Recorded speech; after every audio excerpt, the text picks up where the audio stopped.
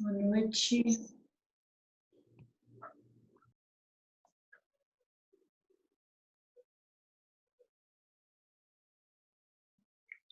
Todos bem?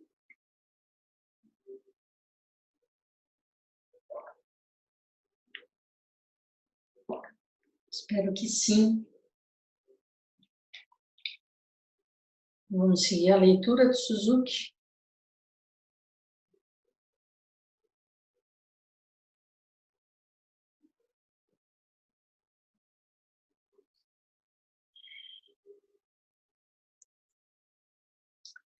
Hoje ele vai falar sobre o respeito pelas coisas.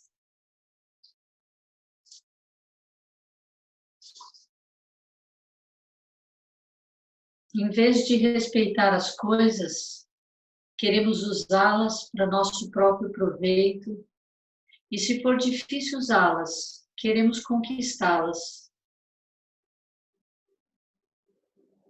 Na nossa prática de Zazen, paramos de pensar e estamos livres da nossa atividade emocional. Não dizemos que não há atividade emocional, mas estamos livres dela. Não dizemos que não há pensamento, mas nossa atividade de vida não fica limitada pela nossa mente pensante. Em resumo, podemos dizer que acreditamos em nós, mesmo totalmente sem pensar, sem sensações, sem discriminar entre o bem e o mal, certo e errado. Por nos respeitarmos, por botarmos fé em nossa vida, sentamos. Essa é a nossa prática. Quando nossa vida se basear em respeito e completa confiança, será uma vida completamente pacífica. O nosso relacionamento com a natureza também deveria ser assim. Devemos respeitar tudo e podemos praticar o respeito pelas coisas do mesmo modo como nos relacionamos com elas. Nessa manhã, quando estávamos fazendo reverências no Zendô, ouvimos um grande barulho acima de nossas cabeças. Pois no andar de cima, as pessoas estavam empurrando as cadeiras de um lado para o outro no piso de azulejos, sem levantá-las. Esse não é o modo correto de se tratar cadeiras. Não só porque talvez incomode as pessoas que estão fazendo reverências no Zendô, mas porque basicamente não é um modo respeitoso de tratar as coisas. Arrastar as cadeiras pelo assoalho é muito conveniente, mas nos dá uma sensação de preguiça. Claro que esse tipo de preguiça é parte da nossa cultura e pode provocar brigas entre nós.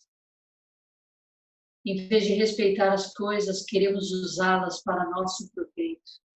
E se for difícil usá-las, queremos conquistá-las.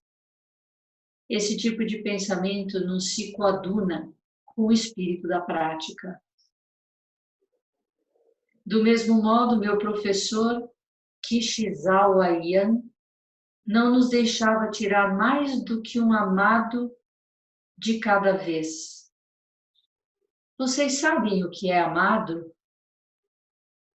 São as portas de madeira do lado de fora das telas de Shoji, postas para proteger essas telas das tempestades. No fundo do edifício há uma grande caixa para guardar os amados. Por serem portas deslizantes, um sacerdote pode facilmente empurrar 5 ou 6 portas, e outro pode guardá-las e colocá-las na caixa. No entanto, meu professor não gostava disso. Ele pediu que as movêssemos uma a uma. Assim, deslizávamos cada porta e a colocávamos na caixa individualmente. Quando pegamos as cadeiras uma a uma, cuidadosamente, sem fazer muito barulho, vamos ter a sensação de prática na sala de jantar. Claro que não faremos muito barulho, mas a sensação também será bem diferente. Quando praticamos desse modo, nós somos Buda e nos respeitamos. Cuidar das cadeiras significa que nossa prática vai além do Zendo. Se acharmos que é fácil praticar porque temos um belo edifício, isso será um engano. Na realidade, talvez seja bem difícil praticar com um espírito forte nesse tipo de ambiente, onde há um belo Buda e oferecemos belas flores para decorar o hall de Buda. Nós, zen budistas, temos um ditado. Com uma folha de capim, criamos um Buda de ouro de quase 5 metros de altura. Esse é nosso espírito. Portanto, precisamos praticar o respeito pelas coisas. Não significa que devamos acumular muitas folhas para erguer uma grande estátua, mas até que sejamos capazes de ver um Buda numa folha pequena, precisamos fazer muito mais esforço. Quanto esforço? Não sei. Algumas pessoas podem achar isso bem fácil, mas para algumas, como eu, é necessário um grande esforço. Embora ver um grande Buda dourado num grande Buda dourado seja mais fácil, quando você vê um grande Buda numa folha de capim, sua alegria será algo especial.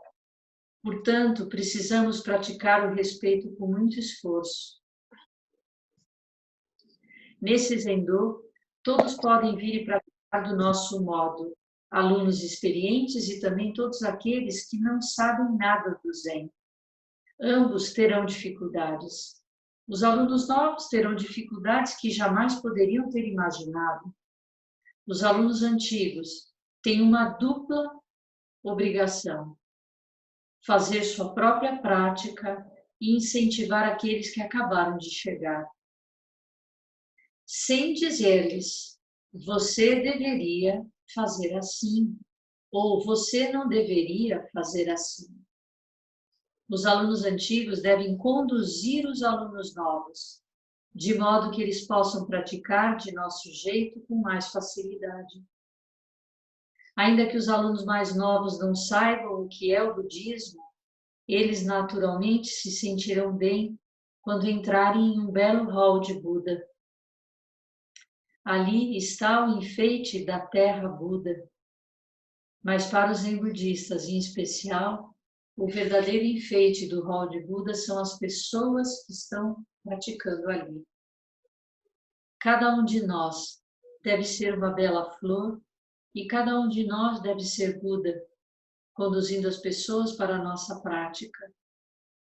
O que quer que façamos, estaremos empenhados em fazer isso. Não há regras especiais sobre como tratar as coisas ou como ser amável com os outros. Continuamos assim, então, estudando o que irá ajudar as pessoas a praticar juntas. Se vocês não esquecerem esse ponto, descobrirão como tratar as pessoas, como tratar as coisas e como se tratar também.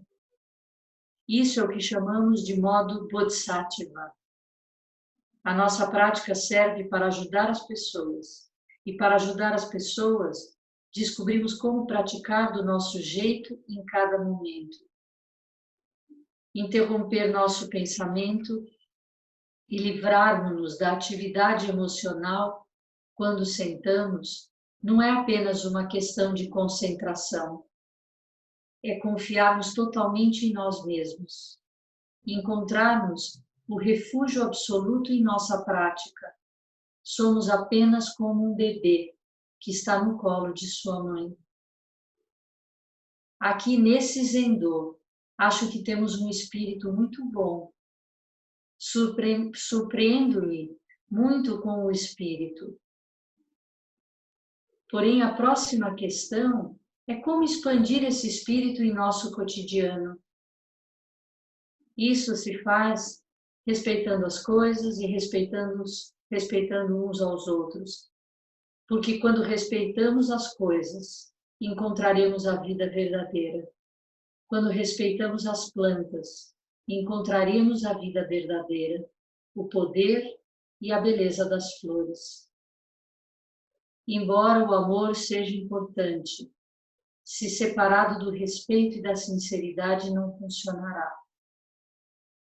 Com a mente grandiosa, a sinceridade pura e o respeito, o amor pode ser realmente o amor. Portanto, vamos dar nosso máximo e descobrir como fazer uma folha de capim um grande Buda. Muito obrigada a todos.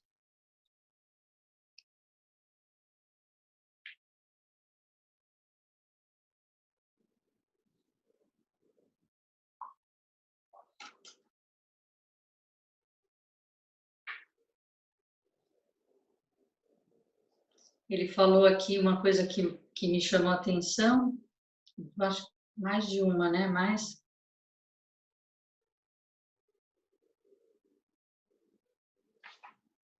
que a gente na prática repete isso várias vezes, né? Quando a gente faz SAMU, ou quando a gente está arrumando a sala, ou preparando alguma coisa, ou mesmo na cozinha, enfim, qualquer atividade que se esteja fazendo na prática, e a gente insiste para não carregar duas coisas ao mesmo tempo, para não empilhar as coisas, né? Ele fala aqui, né, na forma de cuidar das portas, né, que daria facilmente para carregar 5 de uma vez, mas não é para fazer assim. Não é porque dá que eu faço, porque se você faz, se faz de qualquer jeito, né? E o capítulo fala exatamente disso, como ter respeito pelas coisas, né?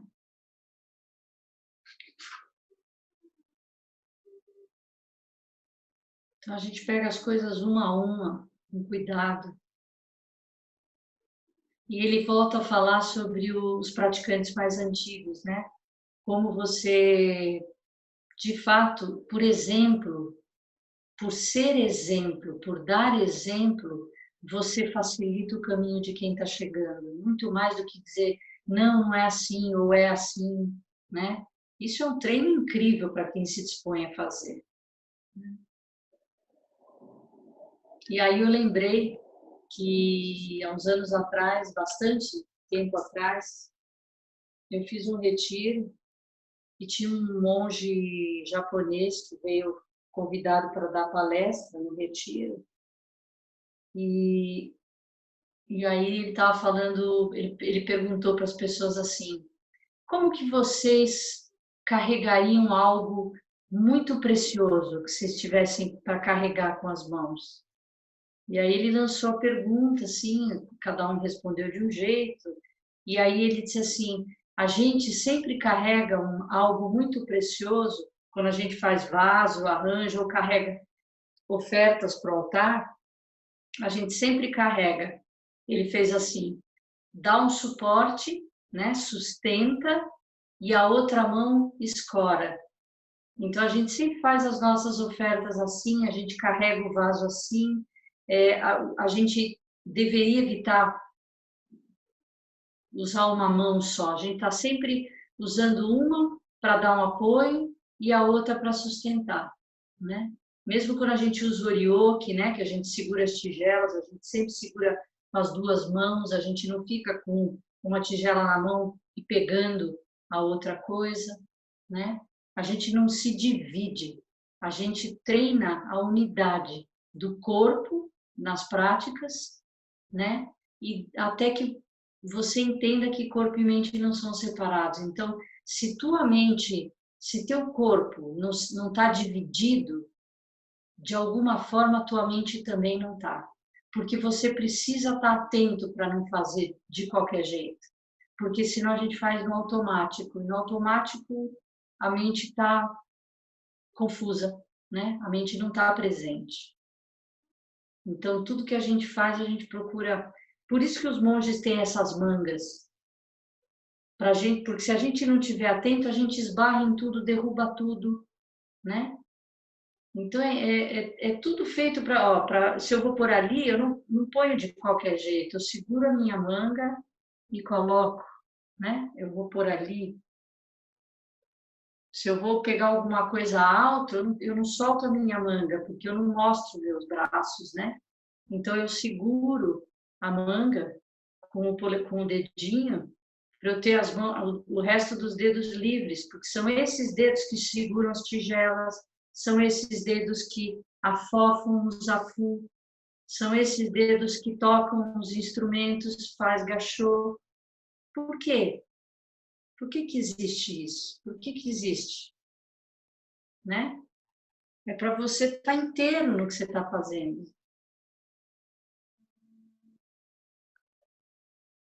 E não é para ficar travado, é para que isso comece a ficar natural. Então a gente inicia imitando Buda, sentando como ele sentava, repetindo os sutras que eram seus ensinamentos, né? E para que uma hora a gente se torne, que a gente se torne no sentido de manter manifesto nas tuas ações, pensamentos e palavras, né? E isso fica evidente nesse respeito pelas coisas. Nessa coisa de não usar de qualquer jeito, de não mexer de qualquer jeito, de empurrar de qualquer jeito, empurrar com o pé, sabe? Arrumar o zafu empurrando com o pé, empurrando EVA com o pé, jamais, né? Enfiar embaixo do braço, jamais pegar um livro de sutra e colocar embaixo do braço para carregar. Dá para fazer de outra forma. Esse é o nosso treino, essa é a nossa prática, né? Alguém quer falar alguma coisa? Sensei. No. Ai, Rokyo. Uma pergunta. As dificuldades que são impostas através do nosso olhar para a vida, para as coisas, elas são esse tentar carregar as duas portas de uma vez, tentar empurrar o zafu com o pé, e a gente, a partir do momento que está praticando, começa a fazer uma coisa de cada vez com atenção, é um momento de unidade, é onde a gente consegue ir se vendo nas coisas e nesses pequenos detalhes, e aí a gente vai entendendo que essa tal dificuldade não é uma dificuldade, mas sim um aspecto ou uma característica nossa que sempre volta naquele ponto. Fui claro ou não? Confuso demais? Não, eu acho que foi claro, sim. Que existem vários tipos de dificuldades, né? Mas é claro que a gente costuma reagir, a maneira que a gente lida com as dificuldades ao longo da vida, às vezes vão deixando marcas, né? Então a gente vai criando sempre, às vezes, o mesmo hábito de lidar com uma determinada dificuldade que acontece. Então, quando acontece aquilo, o teu natural é ir para aquele lugar, porque é aquilo que você se habituou a fazer. Quando você está presente, atento, você vai começar a observar qual é o hábito e vai falar, será que eu posso fazer de uma outra forma? Por que será que aquilo continua me paralisando? Por que eu continuo tendo dificuldade quando uma situação dessa acontece? Né? E aí, só de observar e não reagir, você tem uma oportunidade de uma ação diferente. Eu gosto muito de experimentar, sabe? Quando às vezes eu estou rodando numa história, aquilo não sai da minha cabeça, eu não consigo ir além. Eu gosto de brincar, de criar uma outra resposta para aquela situação, mesmo que não seja factível. E parece que se abre um universo, né? Mas eu acho que isso não tem regra, né? Como ele fala aqui. Mas o fato de você perceber que tem um hábito de lidar com determinadas dificuldades, é o começo de uma mudança, é o começo de uma mudança, né? Ai, E talvez obrigado. tenha a ver com de não carregar tudo de uma forma condicionada, né? Que a gente está acostumado a fazer 2, 3 coisas ao mesmo tempo, né? Então, você não fazer isso já é uma forma de quebrar um hábito. Então, você começando a desconstruir hábitos, mesmo que sejam não necessariamente de problemas e situações delicadas, já te mostra que é possível. E talvez no momento em que você precisar, você vai entender onde você pode buscar essa mudança, entendeu? Eu acho que é isso. Obrigado, Sensei. Obrigada a você, Roque. Eu acho também, eu não sei, eu interpretei dessa forma, que na hora que você está colocando sua atenção no objeto e também nas pessoas, é o modo com que é quase uma estratégia para você estar sempre presente em tudo que você faz. Na hora que você presta atenção no que você está fazendo com o objeto, né? Presta atenção na pessoa, se vê lá, né? É como se fosse uma...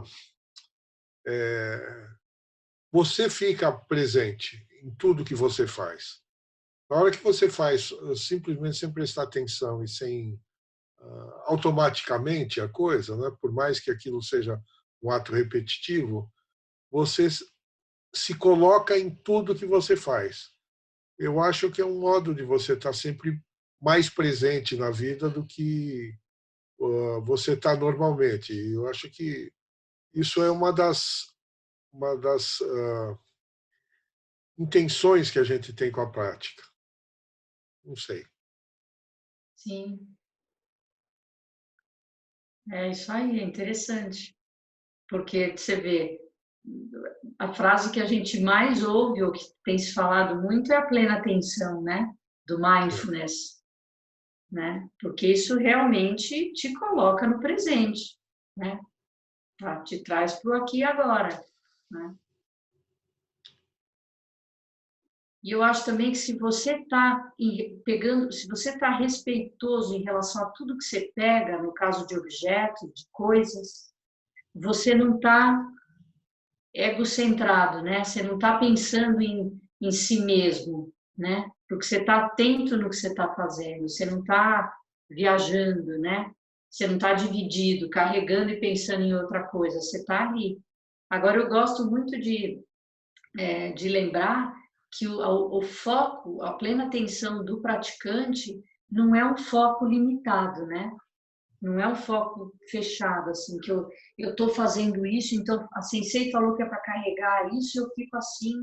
Não, eu carrego isso, mas eu não perco a noção do todo, né? Eu estou pronto. Se precisar, eu coloco o copo no chão e pego outra coisa, né?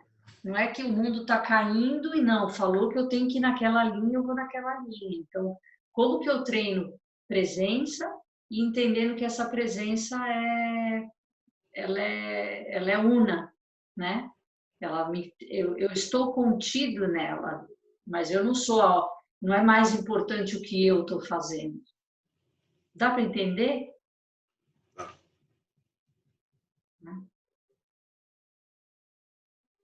Mais alguém? Não? Vamos encerrar? Então vamos lá, Dema.